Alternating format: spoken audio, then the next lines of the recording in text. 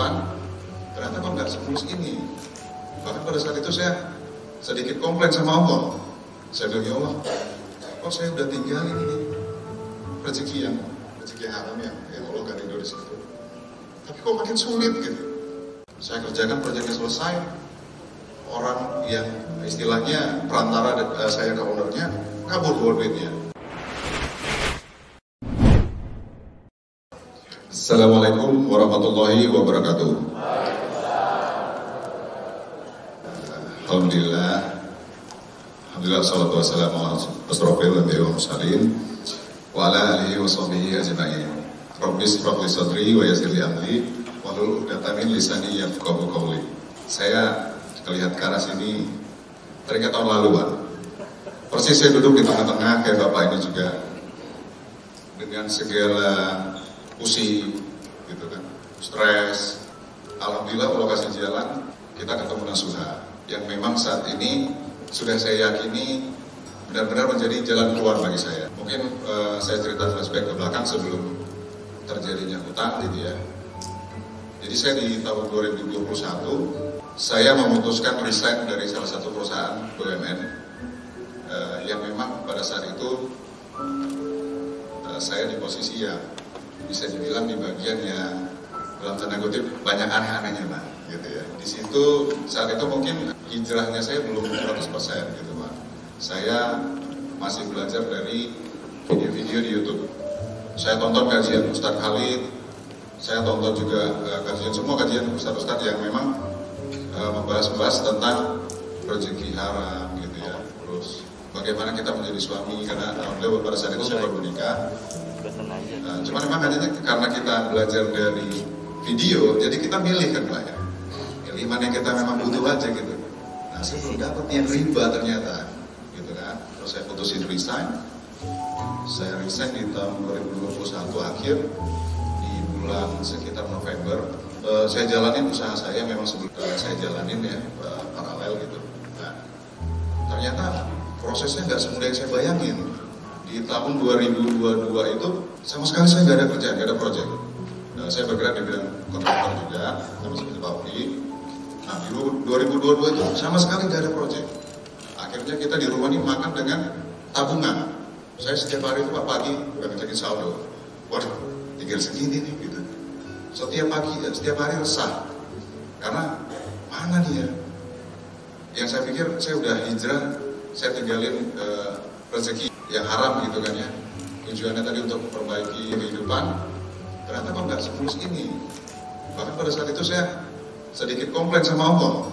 Saya bilang, ya Allah, kok saya udah tinggalin ini rezeki yang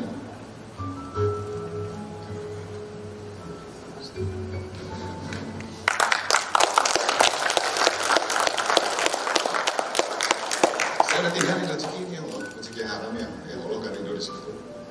Tapi kok makin sulit gitu. Akhirnya, sorry ya Pak.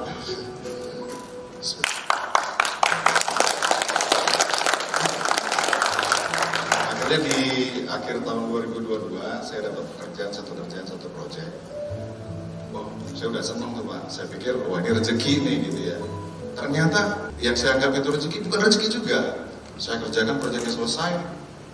Orang yang istilahnya perantara saya ke ownernya kabur bawa duitnya. Waduh. Saya ketipu di situ kurang lebih sekitar 100-200 juta.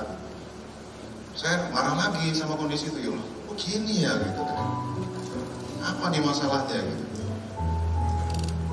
Jalan lagi, kehidupan ditambah lagi di tahun 2023 awal, di kurang lebih di bulan April, saya dapat info pekerjaan lagi. Udah janjian, udah oke segala macamnya. Senin kita janjian Pak, ketemu tanda tangan kontrak. Begitu Senin pagi, saya udah siap-siap mau jalan.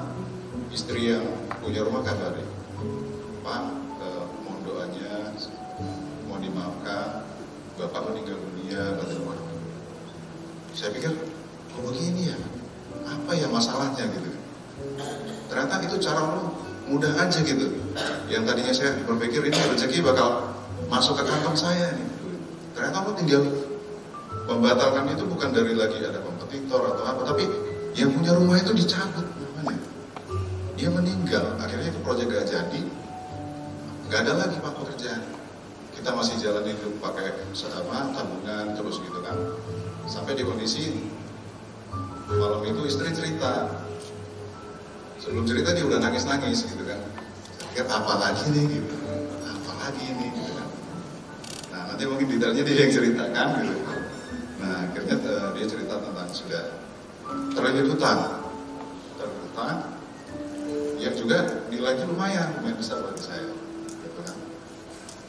Nah akhirnya malam itu kita ribut Pak, sempat ribut gitu kan. Saya mikirnya udah saya kerjain aja nih istri gitu. Di kondisi itu setelah itu saya coba pakai akal lagi Pak, gimana nih cara nyelesainnya gitu ya. Terus saya susun rencana, oke deh, ini bisa nih jual mobil dulu gitu kan. Nanti setengah kita bayar untuk yang udah jatuh tempo gitu kan. Nanti yang belakang nanti bikin lagi deh kapan gitu. Nah, sambil nyari-nyari informasi kerjaan segala macam, saya nonton podcast. Mungkin dari bapak-bapak ibu sekalian ada yang sama ya, kita udah nonton podcast kasih solusi, ada Pak Heru sama Ustaz Farhan di situ. Nah akhirnya saya penasaran sekali nih, saya saya hubungin segala macam, saya janjian sama Pak Heru. Alhamdulillah disambut baik sama Pak Heru. Mas datang ke tempat saya, kita ngobrol segala macam kata dia. Nah sampai di sana saya ajak istri, kita cerita sama Pak Heru segala macam, Pak gini segala macam, dikasih pencerahan sama Pak Heru. Terus Pak Heru bilang, yaudah Mas mulai dirutinin aja ikut kajian katanya. Belum, saya pikir orang mau nyelesain hutang kok disuruh ngaji gitu Pak. Saya belum nyampe nawar saya pikir. Tapi saya bilang Mas, udah deh, ayo kita coba jalanin aja. Singkat cerita saya beberapa hari setelah itu langsung datang ke kajian yang di hari Selasa. Nah kebetulan itu ditempatan di Bekasi Pak. Nah, jadi saya datang sama istri ke sana. Itu saya udah di jalan itu sudah menunda-nunda, bukan menunda ya, udah mau cancel Pak. Udah hati ini rasanya udah gak usah deh, malu gitu kan, utang segala macam. Nah, sampai di situ saya agak telat datangnya. Jadi udah selesai kajian, udah masuk ke sesi yang tanya jawab gitu kan, sahabat-sahabat cerita gitu masalah utangnya juga. Waduh, saya dengar cerita salah satu Pak, terus saya lupa namanya Pak siapa ya. Dia cerita utangnya segini, kondisi keluarganya begini, wah lebih parah dari saya gitu. Cerita lagi ada teman saya ganteng di sana di wajah sana, Mas Gusti. Ceritanya Mas Gusti ternyata lebih dalam lagi dari saya gitu kan. Waduh ya Allah, harusnya saya bersyukur nih dengan kondisi ini gitu. Harusnya saya bersyukur, harus semangat. Kita ikut langsung LBU pada saat itu di bulan Juni di Hotel Naraya Jakarta. Kita ikut dengan istri juga. Terus setelah itu kita alhamdulillah kita coba langsung terapkan. Pada saat itu saya ada KPR, KTA, sama dari istri ada pinjol. Nah, terus selesai dari situ ada yang saya kutip di Nasuha yang memang saya rasa paling utama ya Pak, paling penting Pak. Jadi ada 4 pilar. 4 pilar di Nasuha itu yang pertama keluarga. Nah, bagaimana kita nanti setelah dari sini kita yang tadinya pemarah, kita yang kasar sama istri. Laki-laki yang ada di samping saya sekarang itu laki-laki yang beda dari yang sebelumnya. Sekarang yang alhamdulillah dia super sabar banget ngadapin istrinya yang bawel, yang suka marah-marah. Sebelumnya kalau boleh main salah-salahan, aku pasti nyalahin suamiku. Kenapa? Karena sebagai istri yang mengelola keuangan keluarga, itu selalu ingin setiap ada keperluan, istri pasti bilang ada. Tapi sebenarnya itu nggak ada. Tapi karena laki-laki yang dulu ini bukan yang sekarang, ketika kita mau bilang nggak ada, terus jadi terganggu konsentrasinya dia buat kerja, itu kayak kita nggak tega. Aku nggak tega buat kasih tahu nggak ada Mbak, kita lagi nggak ada. Aku nggak tega buat bilang itu, jadi aku selalu bilang ada dan ada. Sampai akhirnya kebetulan aku kemarin sempat bekerja lagi, yang sebenarnya suami aku tuh nggak rindu buat aku kerja, tapi aku pengen punya uang jajan Mbak. aku pengen uang sendiri buat beli yang aku mau, walaupun itu cuma kecil, cuma sekedar 500.000 buat jajan aku sendiri tanpa harus memberatkan suamiku. Tapi karena dia nggak ridho, ya Allah juga nggak ridho, Bu. Ketika suami nggak ridho, kita melangkah keluar dari rumah, ya disitulah Allah juga nggak ridho sama apa yang kita lakuin. Dan Masya Allahnya ketika aku cerita permasalahan yang selama ini aku pendam sendiri, bingung nih kalau misalnya udah tanggal segini harus bayar cicilan. Ya mungkin karena Allah udah bukakan hatinya juga, dan itu memang udah buat jalan hijrahnya kami.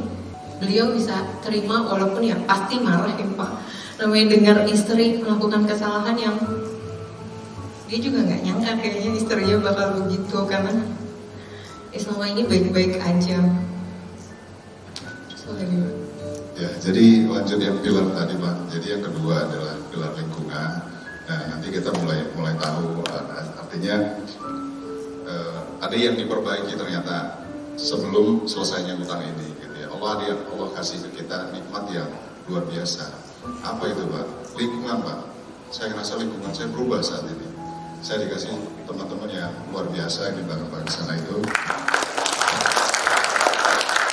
yang terus ngasih semangat untuk kita ibadah, perbaikan ibadah. Yuk kita taksin, ayo kita kajian, gitu kan. Kemarin kebetulan saya ke Bank Mandiri, saya datang langsung ke pusatnya, ke Tamrin. Orang banknya saya kasih buku putih. Nah izin Pak, boleh ambil ini Pak. Jadi pada saat saya cerita ke dia, Pak saya mau bayar pokoknya aja. Kenapa Pak? Iya Pak, ini bunganya dan ini riba Pak. Kebetulan dia muslim juga. Saya ceritain, matanya berkaca-kaca. Cuma gak saya tanya masalah dia apa, saya biarin aja. Terus saya titipkan buku putih. Kalau yang ada yang belum percaya, masa sih bisa begitu? Masa sih bisa bayar pokoknya aja? Alhamdulillah kami sudah membuktikan itu Bapak Ibu. Walaupun nilainya gak besar, tapi itu cukup buat kita tenang. Jadi jalanin semua prosesnya, percayakan sama Allah, tetap bergabung sama teman-teman yang udah ada sebelumnya, tetap sharing, tetap caring, tetap berbagi. Insya Allah Allah pasti akan tolong kita. Seandainya saja ku tahu dosa riba, ku takkan kembali ke masa itu. Perbaiki akidah, biar hidup berkah di sini bersama Nasuha. Assalamualaikum warahmatullahi wabarakatuh.